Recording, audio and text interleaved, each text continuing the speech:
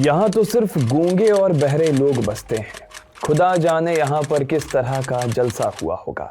दुष्यंत कुमार का ये शेर है।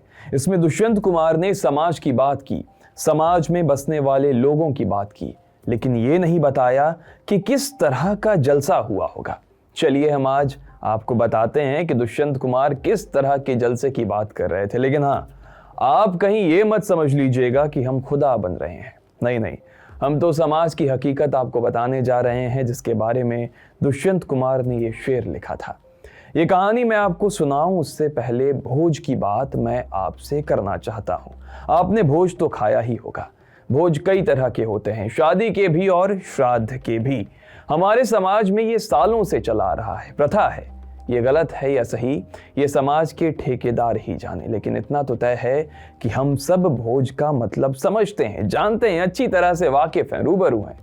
चलिए आपको एक ऐसे ही भोज या जलसे की कहानी सुनाते हैं, जिसे सुनकर शायद आप भी कहेंगे कि ये किस तरह का जलसा है। ये कहानी है उड़ीसा की। उड़ीसा भारत के सबसे गरीब राज्यों में से एक राज्य है। उड़ीसा की मयूरभंज में एक बुजुर्ग महिला की मौत हो गई, लेकिन 2 दिन तक अंतिम संस्कार नहीं हो पाया, और कारण कोई और नहीं बल्कि भोज है।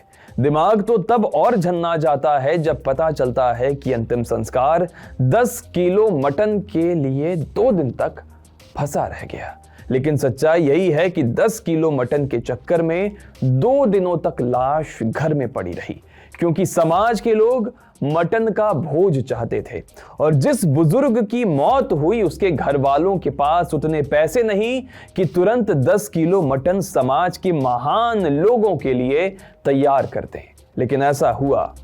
फिर क्या ग्रामीणों ने महिला के अंतिम संस्कारों में भाग लेने से मना कर दिया। मृतक महिला के बेटे ने जब मटन का इंतजाम किया तब जाकर अंतिम संस्कार हो पाया। अब शायद आपको दुष्यंत कुमार की वो पंक्ति समझ आ गई होगी, और वो जलसा भी जिसका जिक्र उन्होंने अपने शेर में किया था। ये पूरा मामला मयूरभंज के तेलाबिला का है। यहाँ रहने वाली 70 साल की सोमवारी सिंह का निधन हो गया। गांव में विवाह, मृत्यु जैसे महत्वपूर्ण आयोजनों में सामूहिक भोज की दावत देने की रिवायत है, लेकिन 10 किलो मटन ने सालों से चली आ रही इस रिवाज पर ब्रेक लगा दिया। गांव के लोग अपनी सफाई में ये तर्क भी दे रहे हैं कि सोमवारी के परिवार में पहले 2 शादियां हो चुकी थीं और किसी में भी परिवार की तरफ से दावत नहीं दी गई। जाहिर है लोगों में गुस्सा तो होगा। जैसा ही सोमवारी का निधन हुआ, गांव वालों ने पिछला हिसाब लगाते हुए 10 किलो मटन की दावत की मांग रख दी। दरअसल हमारे समाज में ऐसी घटनाएं हजारों हैं और हर दिन होती है। हम सामाजिकता के नाम पर एक खोखला समाज बना रहे हैं, अपने अंदर की आत्मा को हर दिन मार रहे हैं और एक मुर्दा और बनावटी समाज रच रहे हैं, जिसमें कोई भी रहना नहीं चाहता। बस हर कोई नाम का दिखना चाहता है, क्योंकि अंत में हम सबको सामाजिक भी तो कहलाना है। पंजाब के पटियाला में एक गरीब पिता ने अपने घर के अंदर बेटे को दफना दिया, क्योंकि उसके पास पैसे नहीं थे और समाज बस भोज खाना जानता है। बिहार के भागलपुर के मजदूर गुड्डू मंडल की जब मौत हो जाती है तो समाज चांद तारे गिन रहा था और उसकी भी लाश घर में ही दफन कर दी जाती है। हमारे तथाकथित सभ्य समाज की ऐसी सैकड़ों घटनाएं हैं। समाज का जो मन है वो कर सकता है, लेकिन आप समाज के खिलाफ नहीं जा सकते, क्योंकि समाज आपको बहिष्कार कर देगा और करता भी है।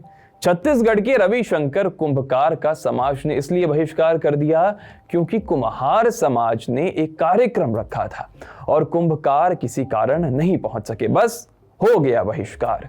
उड़ीसा की घटना और देश की तमाम घटनाएं ये बताती हैं कि समाज को बदलने की जरूरत है, आदमी की जरूरत है, श्रद्धा के जलसे की नहीं। बाकी आपको यह खबर कैसे लगी हमें कमेंट सेक्शन में जरूर बताइएगा, और देश दुनिया की खबरों के लिए बने रहिए TV9 डिजिटल के साथ।